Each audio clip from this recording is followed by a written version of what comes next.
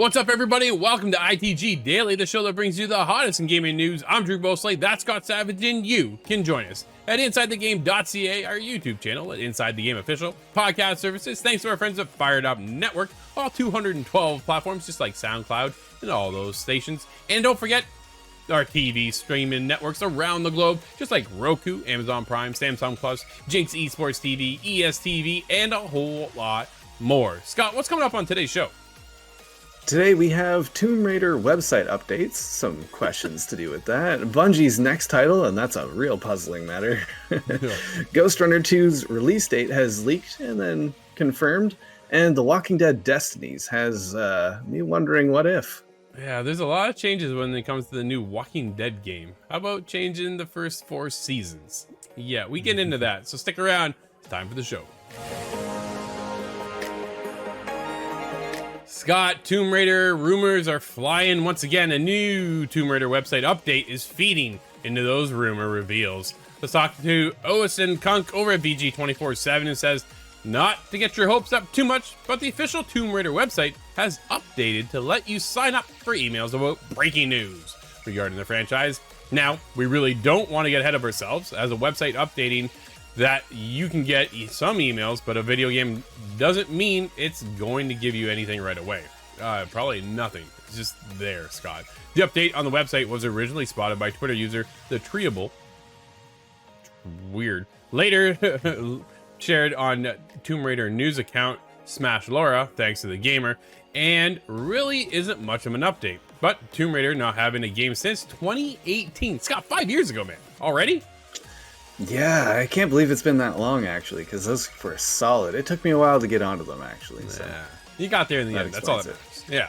With confirmation last year that the new game is in development at Crystal Dynamics with Amazon Games as its publisher. Okay. An upcoming reveal wouldn't be entirely unsurprising. So here's the thing. Crystal Dynamics used to be a part of Square Enix, sold to Embracer Group for $300 million, which then sold again for $600 million for the IP. I don't know, for Tomb Raider. Dude, what a jumble within the industry from Square Enix. Yeah. I think I feel like Square missed the mark with Crystal Dynamics. That's a talented studio, dude, with a high pedigree of not only talent but games in their library. And what they've done to them, I think, is almost kind of nice to see them move on, to see what else they can do. And, well, I say see what else, but it sounds like we're getting another Tomb Raider game, right, at the end of the day.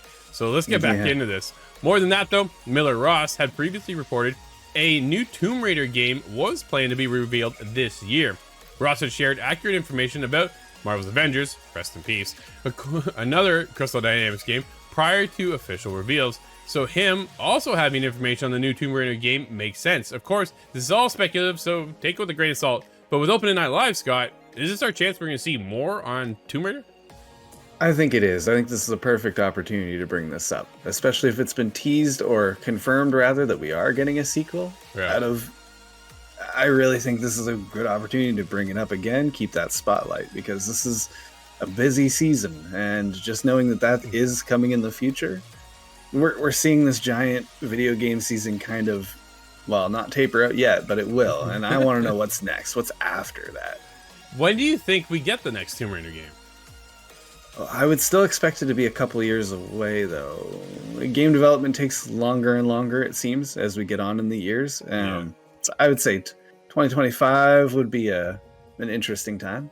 Do we get a new fresh start for Laura? Do we get a reboot? Like, where do they take this? Do they continue off of the last trilogy? There's so many questions of where we're going next, right? At the end of the day, I don't think we need a reboot again, right? Again, of another reboot. We've had these previously, so we don't need another one. I think we just need to continue on with our lineage and move forward. Where do they take this next?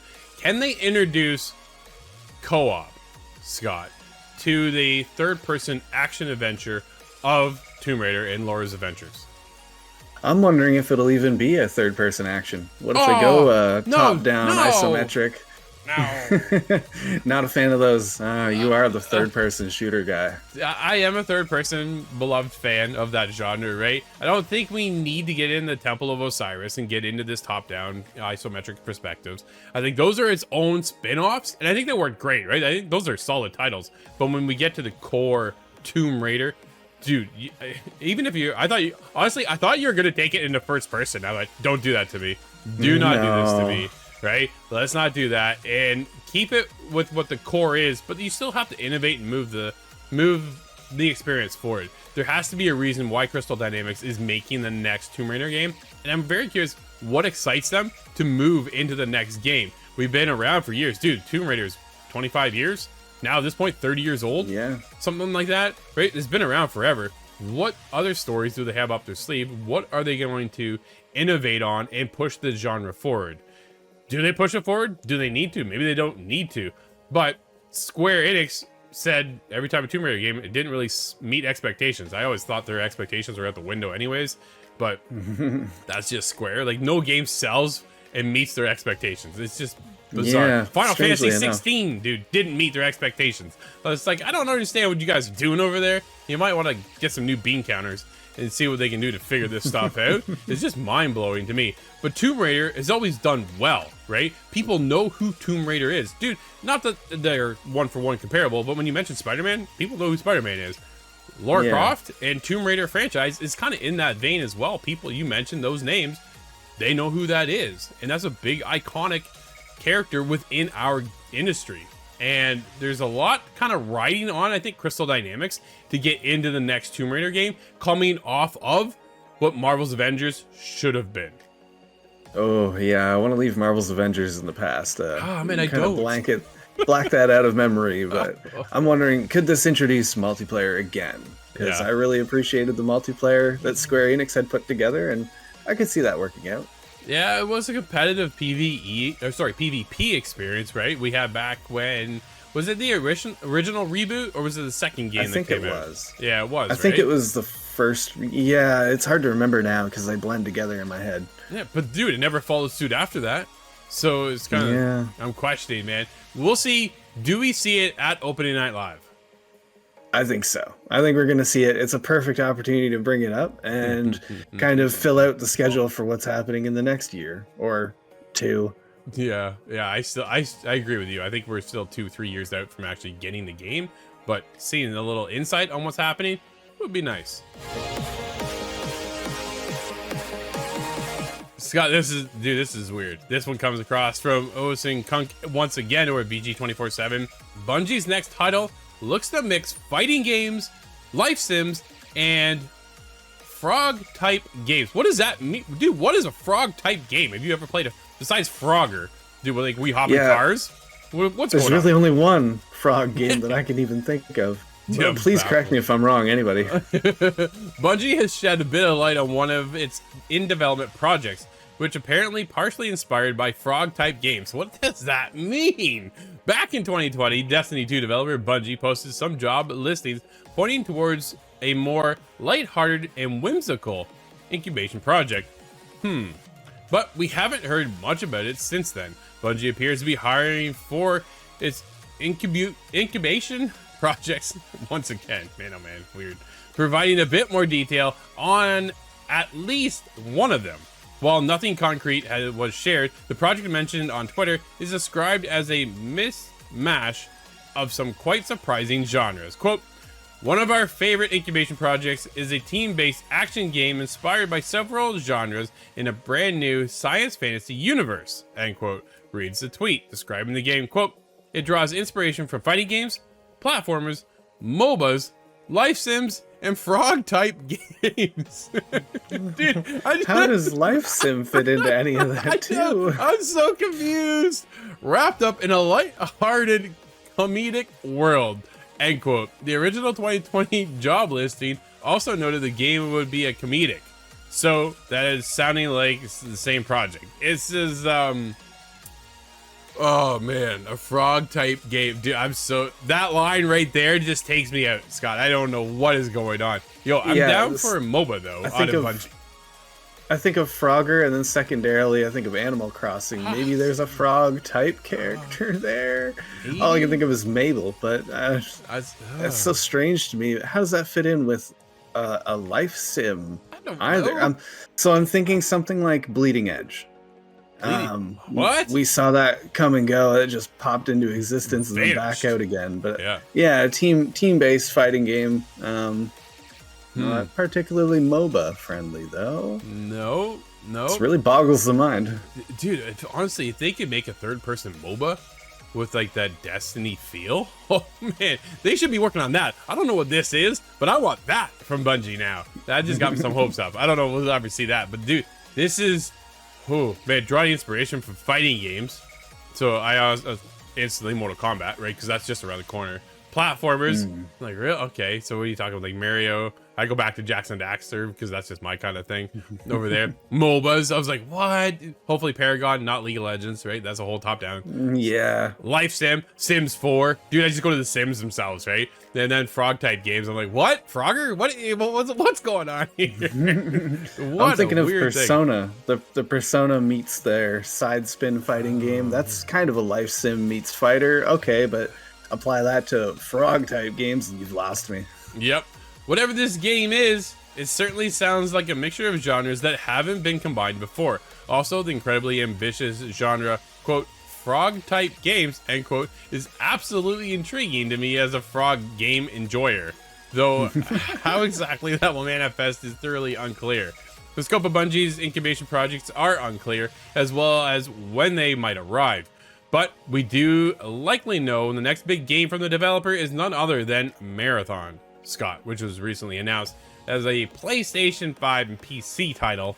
A Marathon is that extraction shooter, looter shooter we're getting into from them as well, correct? Yeah, which is already kind of a strange mashup to me. Well, I guess it's not really a mashup, but a shooter Marathon plus extraction is the strange mashup to me. Yeah, so I don't know. I'm more excited to see. The problem is when they revealed Marathon, dude, it was a cinematic trailer that meant absolutely nothing to anybody. Right? It was so disappointing. That whole showcase was a letdown for PlayStation. So hopefully we get to see more. There's rumors and rumblings of an actual PlayStation showcase happening next month. So maybe that'll shed some light on what we're getting into here. But yeah, I don't know. Definitely curious to see what Bungie is up to. But this whole frog type thing just has me baffled. I'm extremely excited about Ghostrunner 2's release date has been revealed. Tom Henderson brings us more at Insider Gaming. The official Ghostrunner 2 release date has been revealed online for October the 26th of this year. This information comes courtesy of the official Epic Game Store, which has listed the game to release on that day. The official Steam page reads, quote, featuring incredible boss fights, a deeper exploration of the world beyond Dharma Tower, worthwhile combat improvements, non-linear levels with complex motorbike sections, very cool, exciting new modes, and all the action you loved about Ghostrunner.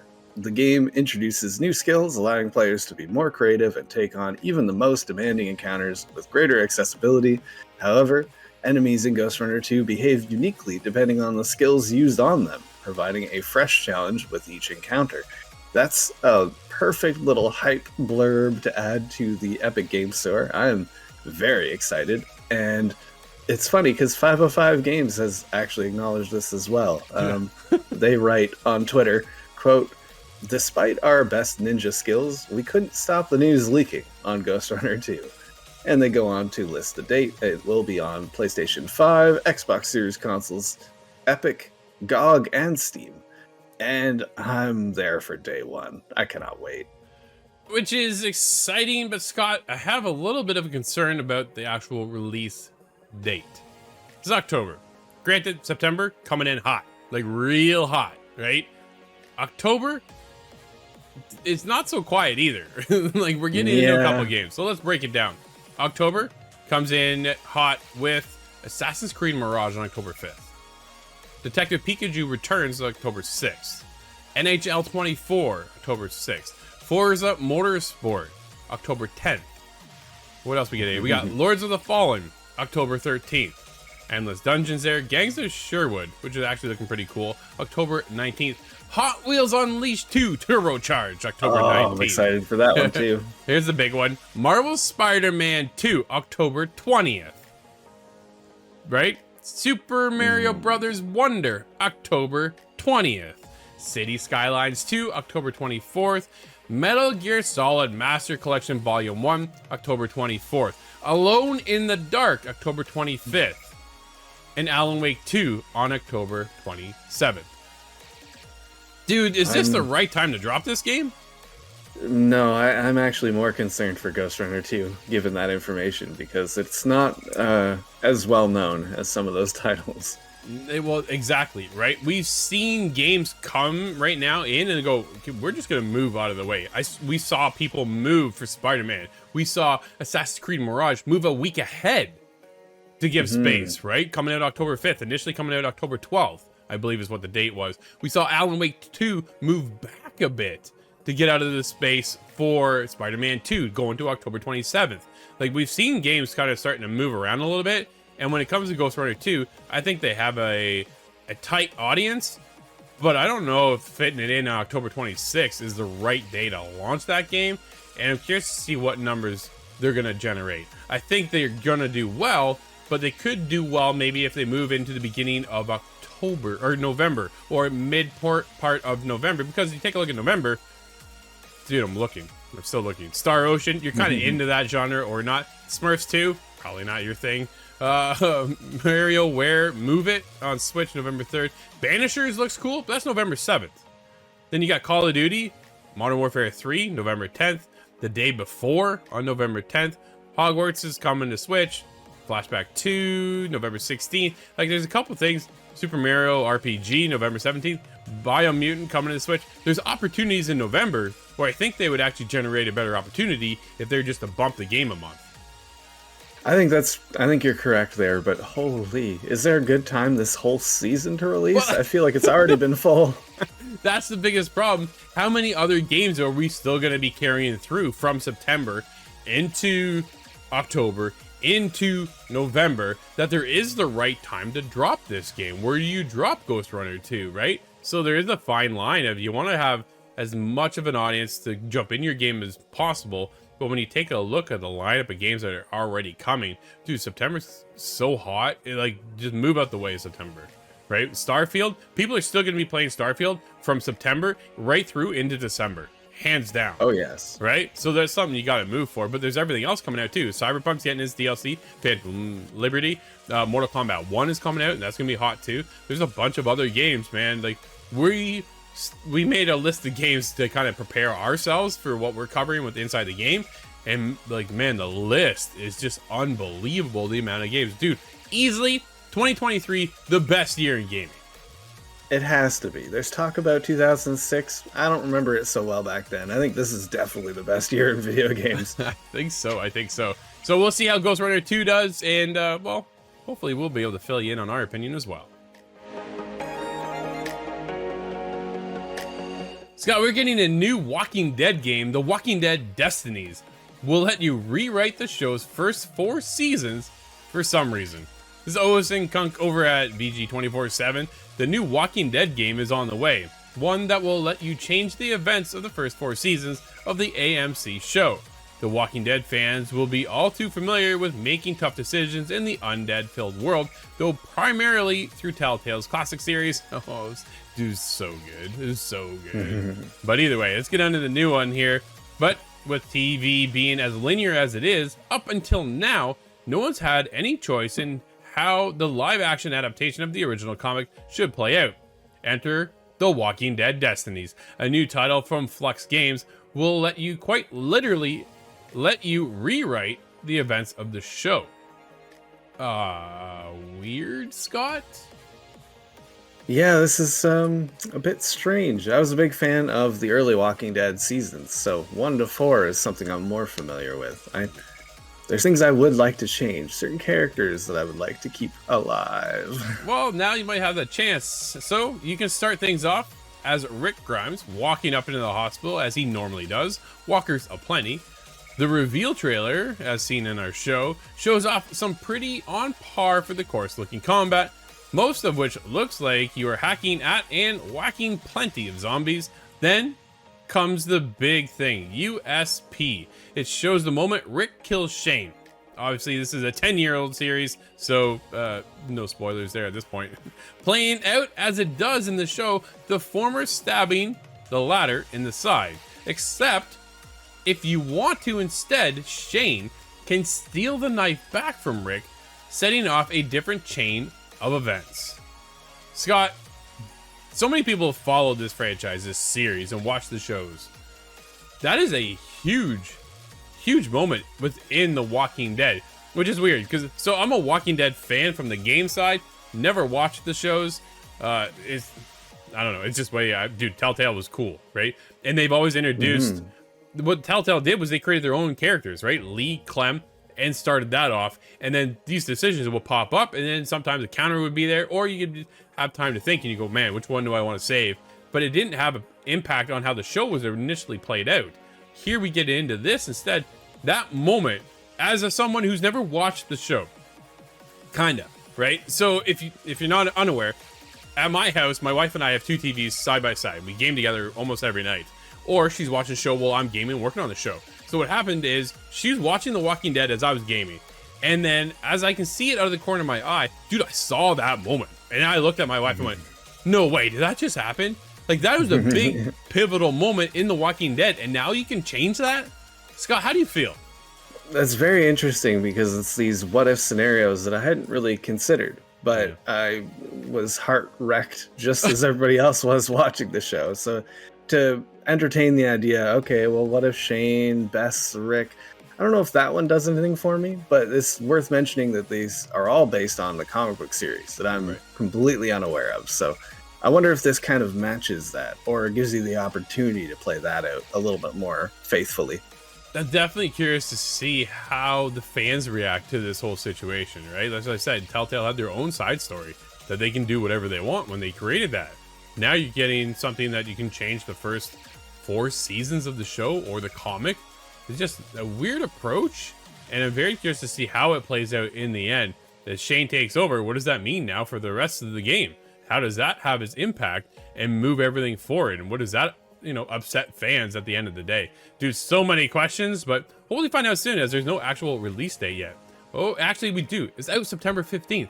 Great, another game September.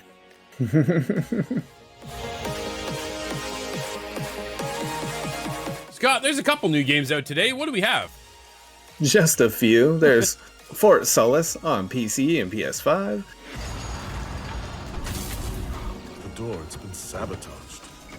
What do you mean? Smurf's Cart on PlayStation 4, 5, Xbox One, XS, and the Switch. Immortals of Avium comes to PC, PS5, and the Xbox Series consoles.